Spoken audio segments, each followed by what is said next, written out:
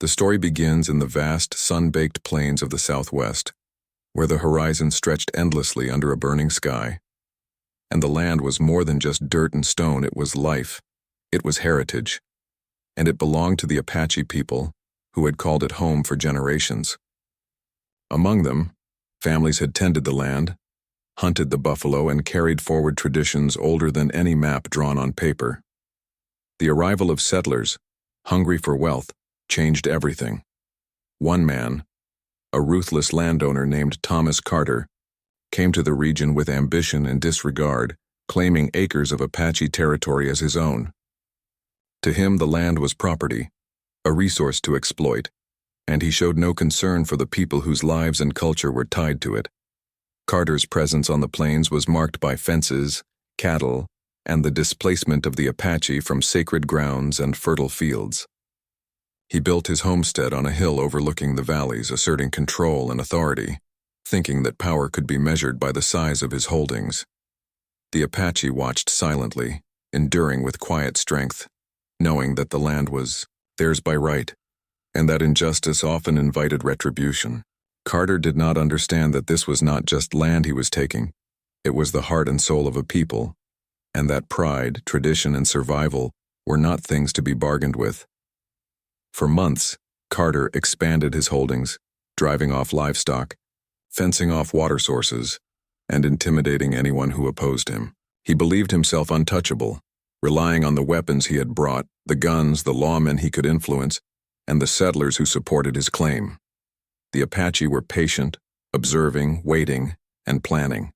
They did not rush into battle or confrontation without cause, but they carried knowledge of the land, the terrain, and the ways to move unseen. Every trail, canyon, and hidden valley was familiar to them, and in this, Carter's arrogance became his weakness. One morning, as Carter surveyed his expanding ranch from the veranda of his home, he noticed tracks in the dusty soil near the river. He assumed they were the marks of wandering settlers or stray livestock. He did not recognize the signs of careful movement, signals left by the Apache, indications that they were watching, waiting, and preparing. That very afternoon, Carter's men reported that several of his best cattle were missing, driven away under the cover of night. He dismissed it as theft, a minor inconvenience, believing that force or threats could quickly restore his authority. Yet, each incident grew in precision and boldness, and Carter failed to see the pattern forming against him. The Apache leader, a seasoned warrior named Nantan, had grown weary of Carter's encroachment. Nantan had watched generations of his people suffer under the weight of settlers' greed. He understood that confrontation was inevitable, but it had to be executed with strategy, intelligence, and a knowledge of the land that Carter could never match. Nantan gathered his closest allies, men and women skilled in tracking, hunting, and survival. They studied the routines of Carter and his men, noting the times they were vulnerable, the areas that were less guarded, and the patterns of complacency that came with arrogance and power. Carter continued his expansion, blind to the growing threat. He fenced off sacred sites, redirected water sources, and punished those who protested. His actions fueled a simmering anger among the Apache, a resolve that would not be quenched by threats or intimidation. By the end of the month, the Apache had taken precise measurements of the land, observed guard rotations, and mapped routes through valleys and canyons that would allow them to move quickly and undetected.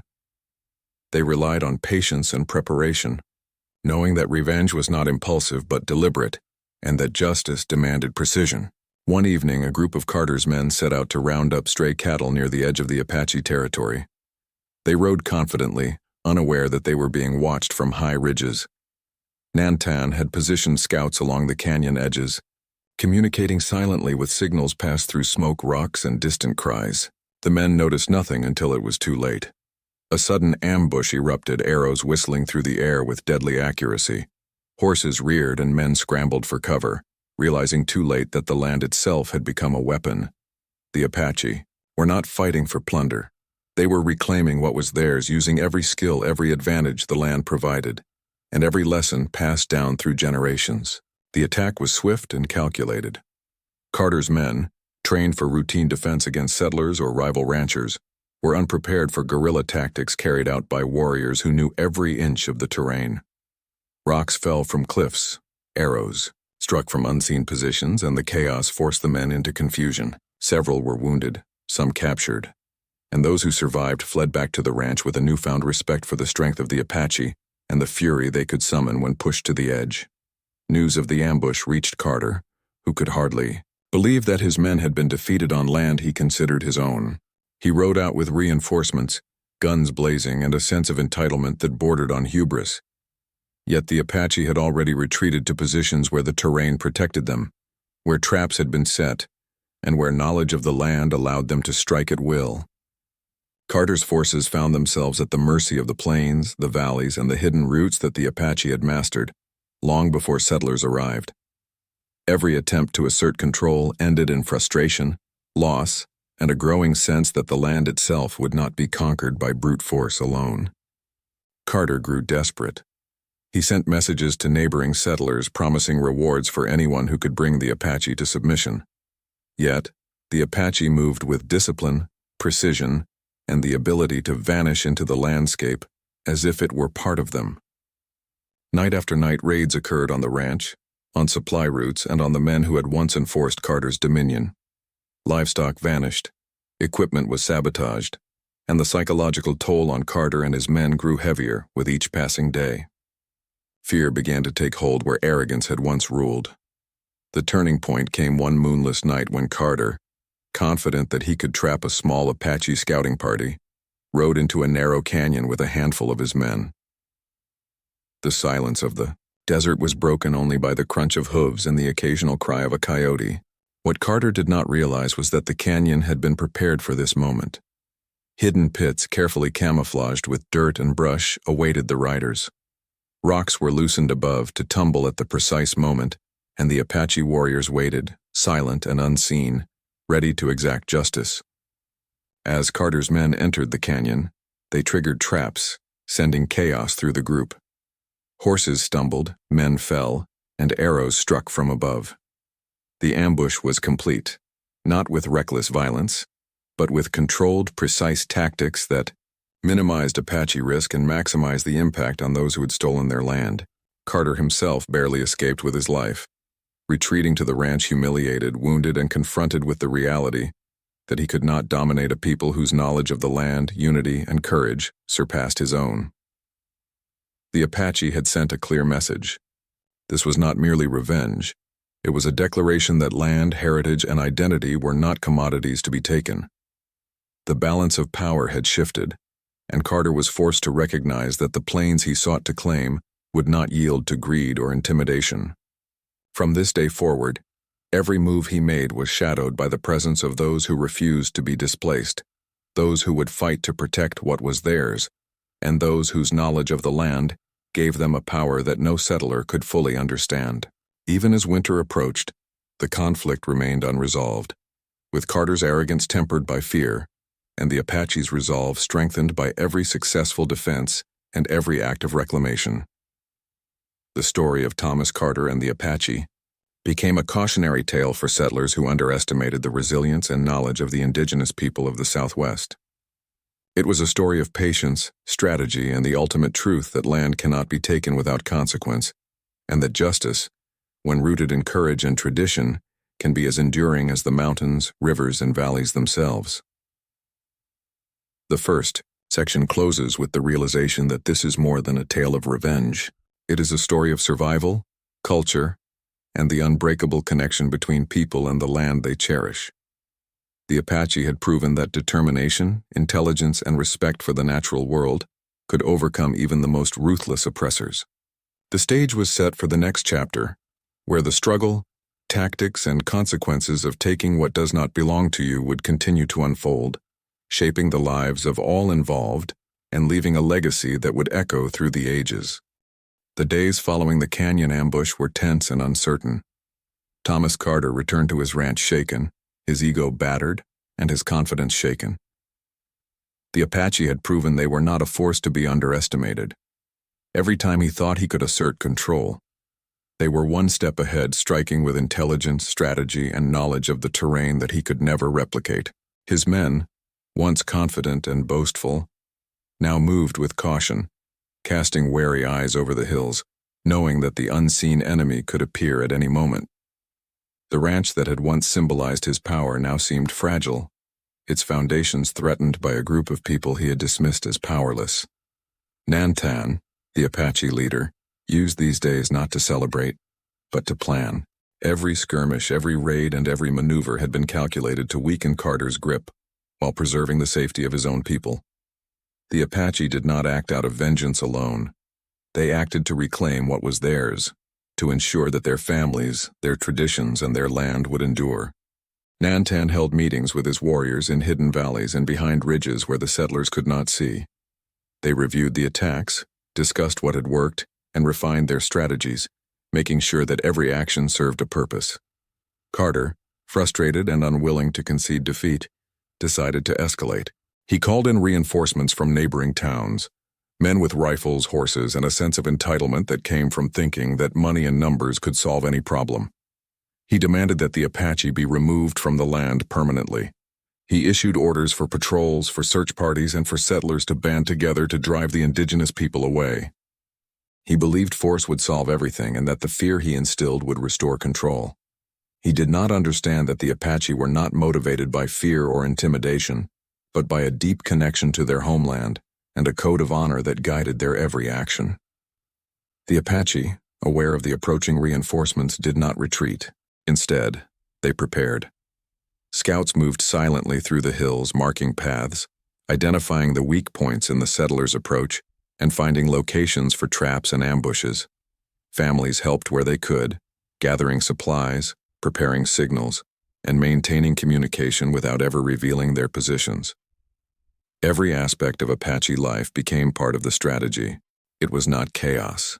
It was a meticulously organized campaign grounded in knowledge, experience, and the will to survive. The first encounter with Carter's reinforcements came at dawn.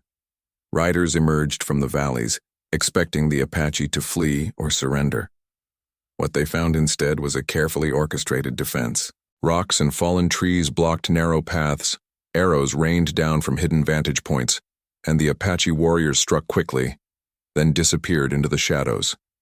Panic and confusion spread through the settlers' ranks. They were unprepared for an enemy who knew the land intimately, who could predict movements and who could vanish at will.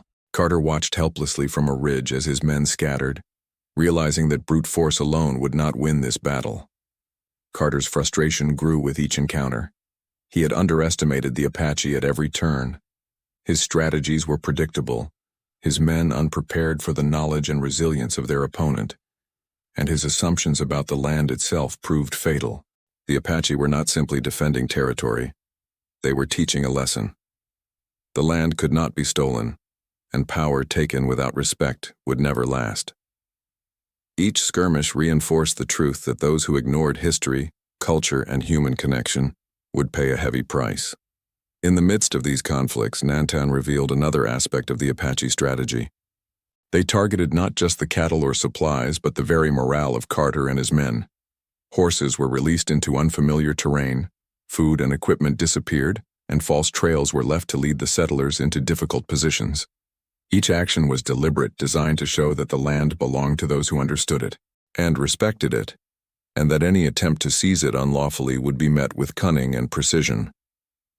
Carter's anger was matched only by his growing desperation, and soon he began to realize that his situation was slipping beyond his control. As weeks passed, the tension in the region escalated. News of the conflict spread to nearby settlements, and stories of Apache skill, bravery, and strategy inspired awe and fear alike. Settlers began to speak in hushed tones about the man who had thought he could take the land, and the people who refused to be intimidated. Carter, who had once been a figure of power and wealth, found himself isolated, his reputation tarnished, and his confidence eroded. He had assumed that wealth, weapons, and influence would secure his dominance. But the Apache proved that neither greed nor force could overcome knowledge, unity, and courage. During this time, the Apache also took care to minimize their losses. They avoided unnecessary confrontations, protected their families, and used the land to their advantage. Canyons, rivers, and cliffs became allies, not obstacles. Nantan guided his people with calm authority, balancing the need for defense with the need for survival. The Apache demonstrated that true power is not measured by possession or aggression, but by wisdom, patience, and the ability to adapt. Carter's attempts to negotiate or intimidate were met with silence or clever avoidance. The Apache would not be drawn into rash decisions or traps. They had a plan that extended beyond a single skirmish or raid. Every move by Carter only reinforced their strategy, and every failed attempt by the settlers strengthened the resolve of the Apache. They understood the psychology of their opponent, the weaknesses that came from arrogance, impatience, and ignorance. One night, as a cold wind swept across the plains, Carter convened his officers.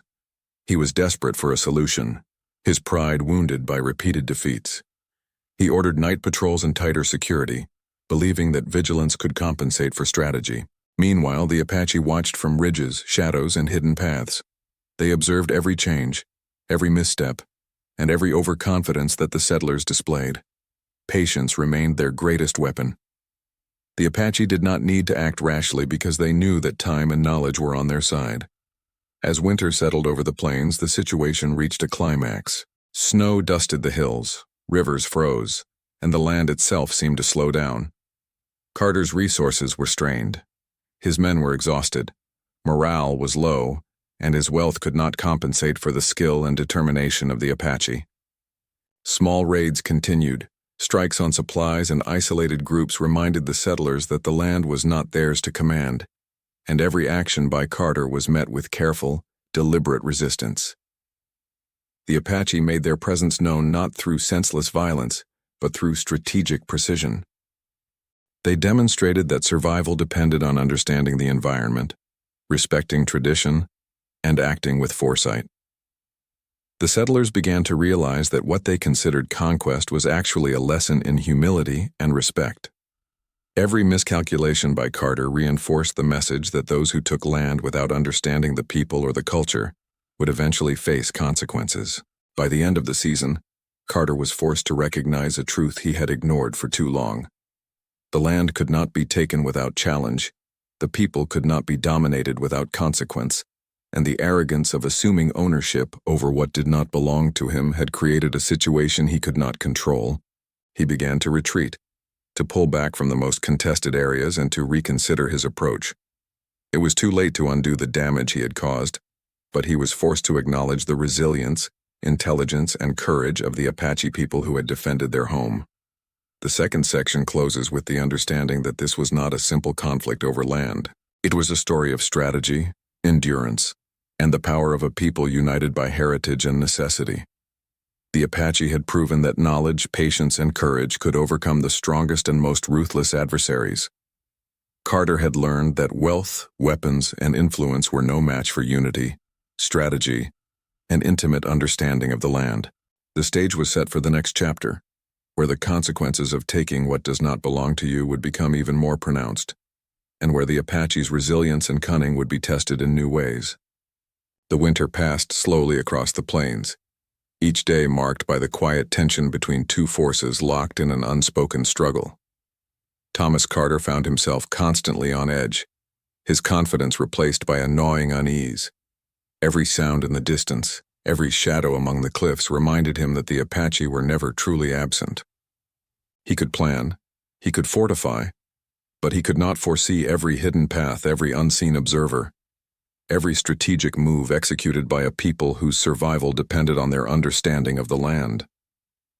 Carter's men grew restless and fearful, their initial bravado eroding with each failed raid and every clever ambush. Meanwhile, Nantan and his warriors continued to operate with precision and patience.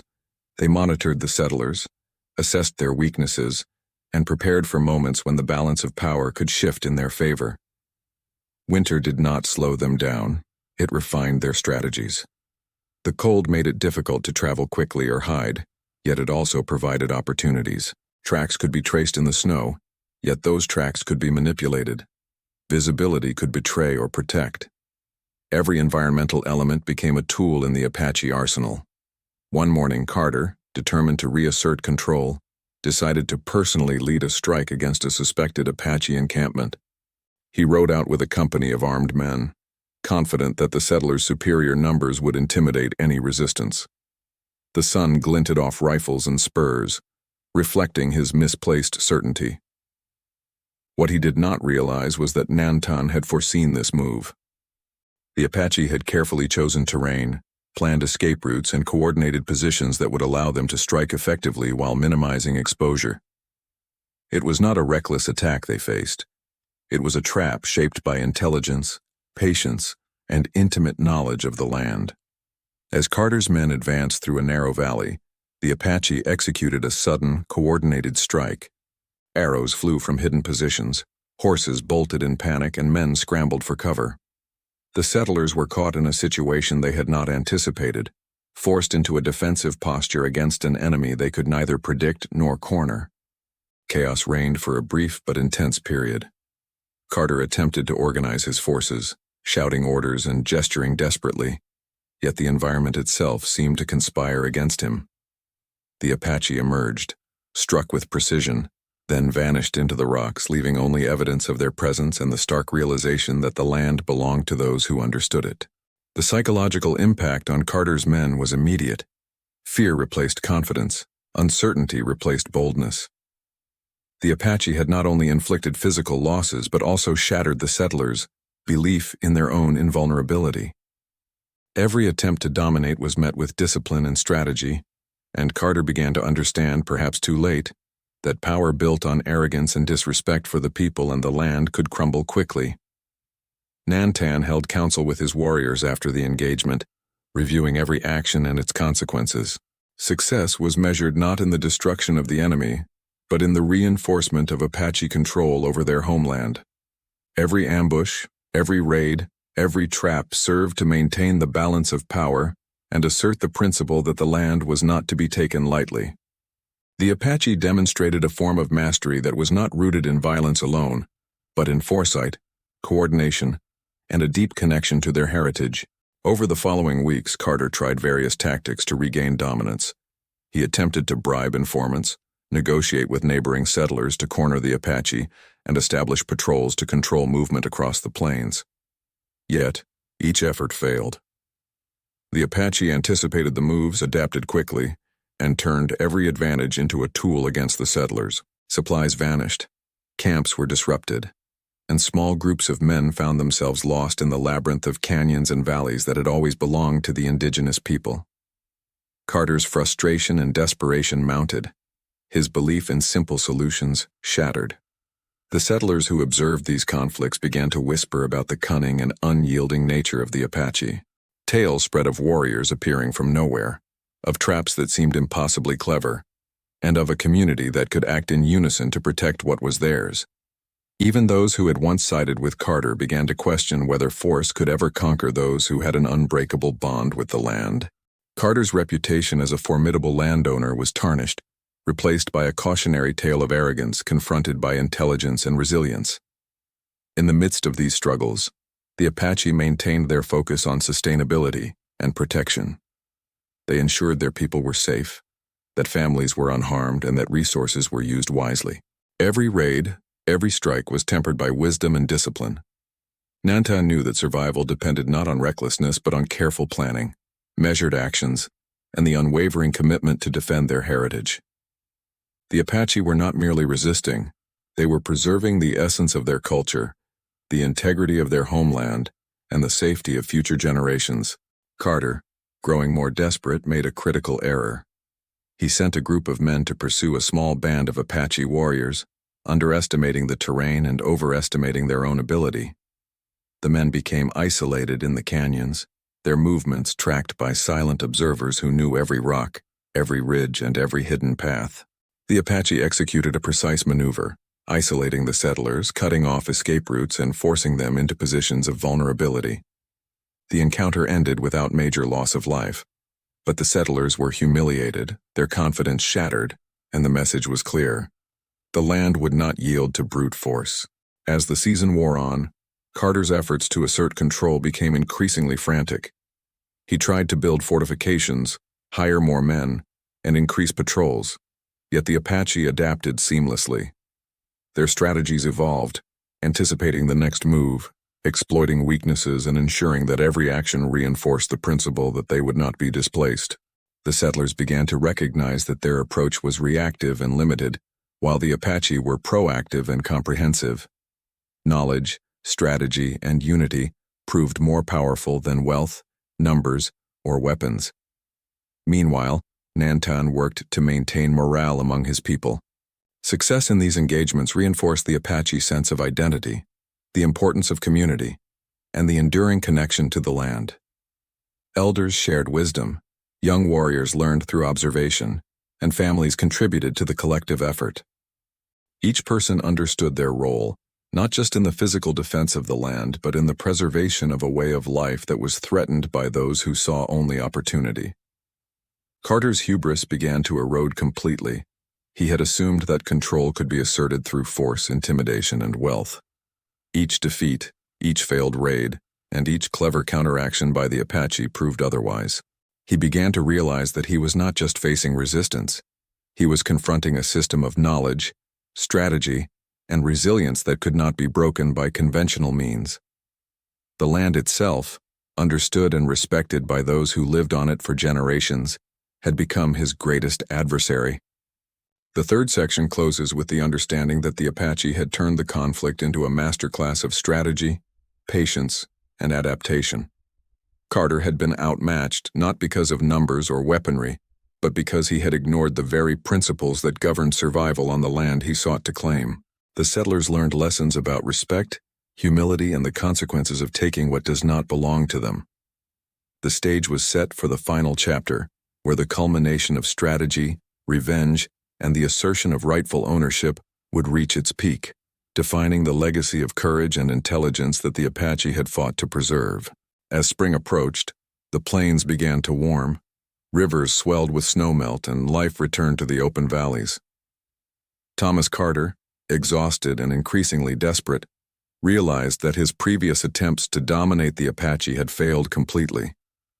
He had underestimated the wisdom, patience, and resilience of a people who had lived on the land for generations.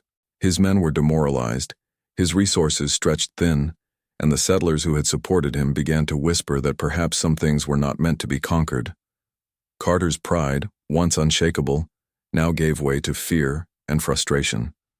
The Apache, led by Nantan, did not celebrate. Their focus remained on the long-term security of their families, their community, and the land itself. Small raids and strategic maneuvers continued, designed to disrupt the settlers' operations without unnecessary risk. The Apache were not seeking vengeance for its own sake. They were asserting rightful stewardship and teaching a lesson in respect. Their actions demonstrated intelligence, patience, and coordination. Every movement was deliberate, every ambush carefully calculated, and every message clear. The land was not a commodity to be seized, and those who tried would face consequences.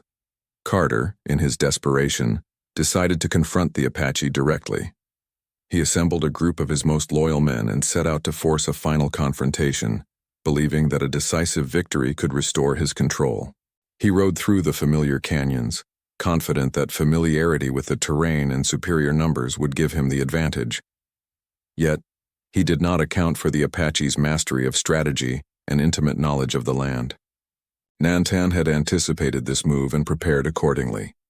Hidden positions, traps, and escape routes were ready, ensuring that the confrontation would not favor brute force but calculated skill. The encounter unfolded with remarkable precision. As Carter's men advanced, they found themselves surrounded by obstacles and forced into positions that limited their mobility. Rocks tumbled from cliffs, arrows struck with precision, and horses bolted in panic. The settlers realized too late that they had walked into a situation designed by warriors who knew every inch of the terrain. Carter tried to rally his men, shouting commands and attempting to assert authority, but the Apache controlled the flow of the engagement. The settlers were reacting to actions they could not predict, trapped by their own assumptions, and confronted with the consequences of ignoring the knowledge and experience of the people whose land they had taken. The battle was not prolonged, but it was decisive. The Apache emerged with minimal losses, having used strategy and terrain to their advantage. Carter and his men were forced to retreat, humiliated and fearful, realizing that the land could not be seized without consent, and that those who had lived on it for generations possessed an understanding that no amount of wealth or weaponry could overcome. The settlers learned that arrogance and greed were no match for knowledge, preparation, and unity. In the aftermath, Carter's approach shifted. He no longer sought to dominate through force alone. He attempted negotiations, but the Apache remained firm in their stance. They were willing to protect their land, maintain peace if respected, and ensure the survival of their people. The lesson was clear. Attempts to take what is not yours would be met with resistance, intelligence, and courage. The Apache had demonstrated that they could defend their heritage, not just through violence but through discipline, strategy, and community. Carter's reputation continued to decline among the settlers. Stories of his defeats spread, and his once commanding presence was replaced by caution and reluctance. Others who had once supported him realized that wealth and numbers could not enforce control over those who had wisdom, unity, and the support of the land itself. The narrative of Thomas Carter became a warning to all who would underestimate the resilience and strategy of the Apache people. The Apache, for their part, solidified their hold on the region. Families resumed their work, hunters moved through the valleys, and traditions were carried forward with renewed vigor. Their success was not only a matter of survival, but a reaffirmation of identity, culture, and connection to the land. Nantan's leadership ensured that the community remained united, focused, and prepared for any future challenges. The plains, rivers, and hills became symbols of endurance, knowledge, and the enduring power of people who respect and protect their home.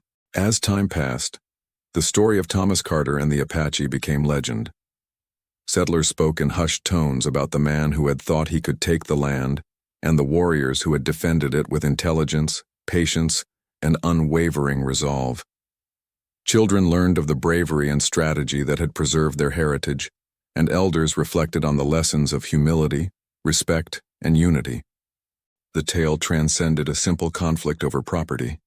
It became a testament to the importance of knowing the land, respecting those who live on it, and understanding that power is not measured by wealth or weapons alone. The final chapter of this struggle was not marked by a single victory or a moment of triumph, but by the acknowledgement of enduring truth. The Apache had shown that knowledge, patience, and courage could overcome greed and arrogance. They had taught a lesson that would be remembered for generations. The land belongs to those who understand it, respect it, and defend it with intelligence and unity. Carter, and those like him, were forced to reconsider their approach, and the story of his failures became part of the enduring legacy of the Southwest. By the end, it was clear that this was not just a story of revenge or resistance. It was a story of survival, strategy, and the unbreakable bond between a people and their homeland. The Apache had demonstrated that true strength lies not in domination, but in wisdom, preparation, and the courage to defend what is rightfully yours. The plains, once contested and threatened, now bore witness to the enduring legacy of a people who would not be displaced, who would protect their heritage, and who would continue to teach the lessons of respect, patience, and resilience to all who came after. The fourth section closes with the understanding that the conflict had reshaped the landscape in more ways than one. The Apache had secured their home, preserved their traditions, and proven that intelligence and unity could overcome arrogance and force. The story leaves a legacy that transcends generations, reminding all who hear it that taking what does not belong to you comes with consequences, and that knowledge, courage, and respect for the land are the most enduring forms of power.